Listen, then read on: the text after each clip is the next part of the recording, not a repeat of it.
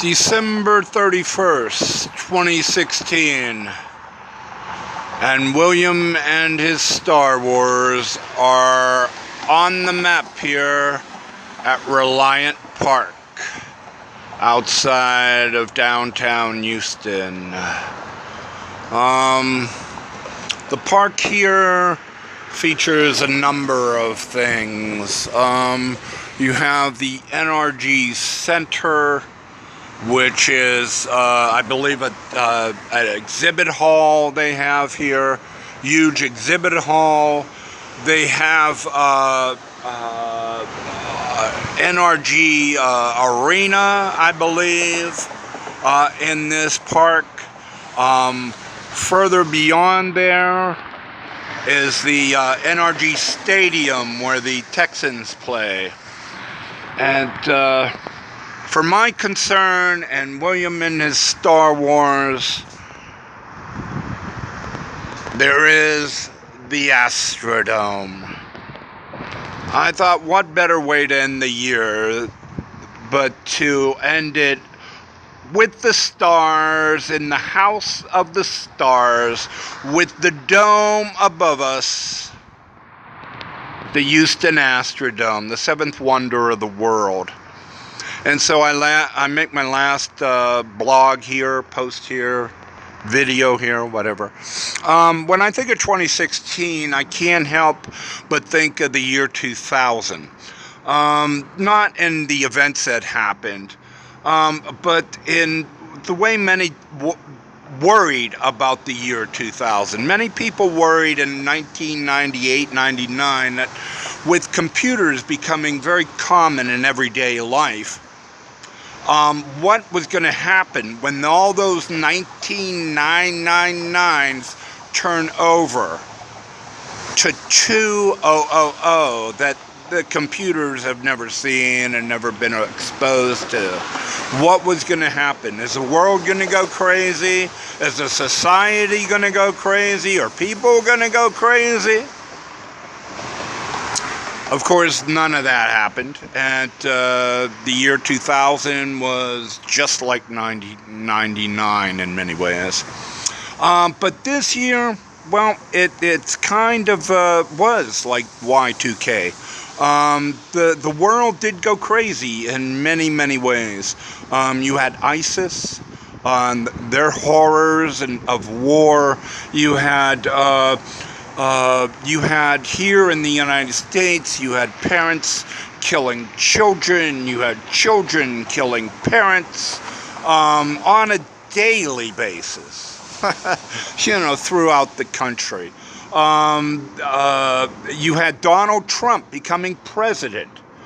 Here is a man who was laughed at and joked at and mocked at and ridiculed right in his face during the entire campaign, from everybody from night show hosts to the president himself making fun of him. He is now the leader of the free world. On a lighter note, of course, for those sports fans, the Cubs won the World Series. So it don't get much crazier than that as far as baseball is concerned. But Y2K, outside the rest of the world, or the dome under which we all lived this year, it was a very crazy, very difficult year for people who were homeless and people who were, I like the word disenfranchised. I think it's a good word. It's a word from the civil rights era. Disenfranchised, people without networks, people without some kind of connections somewhere. It was extremely difficult for such people who had to live their lives in the public. People who solely relied on the public for existence, really, like myself, had an extremely difficult year. Where do I begin? With what? Well, for me, libraries are important, and of course the internet and access to the internet, and an internet that works is important. Well, Public internet this year was awful. It didn't matter to the city or the library. It was just abominable. Whether it was individual websites or just, getting online. It was just, spotty and just awful. Any kind of public internet in the libraries, the public libraries throughout the country. Also, Wi-Fi. I have this tablet. I had the Amazon Fire Last, and Wi-Fi was just as bad. I mean, doesn't matter where you went to or how you went. It was spotty, and it would come on, it would go off. It worked. It did not work. So that was frustrating. You couldn't kind of buy your way out of that by getting a tablet if you're using public Wi-Fi with it.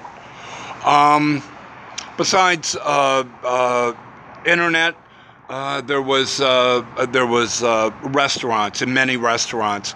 You got young people, cooking your food, not cooking your food, and you see a theme from like McDonald's to McDonald's. Didn't matter the city, but somehow the cheese was never melted. Somehow, certain traits that showed, no, it's just not a trainee or something. It's like, why do I find this in every McDonald's kind of thing? If they did give you food that you paid for, the service was probably checkered with attitude. You got some attitude, either from the food or, if not, from the clerk behind the counter who didn't like what you ordered, or, you should have ordered something else and was upset by it. And that's if the clerk at whatever restaurant you went to let you in at all. I don't know if you remember, but I did a thing about goods and services outside of Decatur, I believe, in Georgia. And this girl would not let me in the McDonald's there at the posted 5 o'clock opening. I mean, she just, and she did that twice to me. And there was no provocation. There was no, incidents, any reason for it outside of, I guess, her own. That also happened here in Houston, by the way. Besides restaurants and the internet, public internet, there was also transportation. Transportation, like the internet, was very spotty and checkered. Sometimes buses would show, sometimes buses would not show. Montgomery stands out in this regard. Just abominable bus service in Montgomery.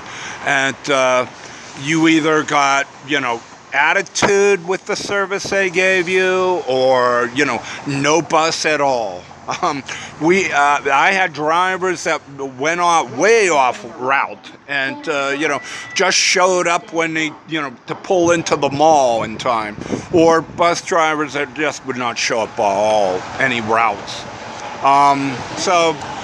And with the bus service particularly bad this year in Montgomery, I couldn't help but laugh to myself that Rosa Parks might have had a point there about the bus system in Montgomery, Alabama. All right, so those are goods and services that people like myself paid for. And, didn't quite get the goods and services. For the freebies at the homeless men's shelters, the freebies, again, around the nation, a lot of these men's shelters, of course I can't speak for the women, but a lot of them are sponsored or managed by religious organizations, and they just ought to be ashamed of themselves. Nashville stands out, of course.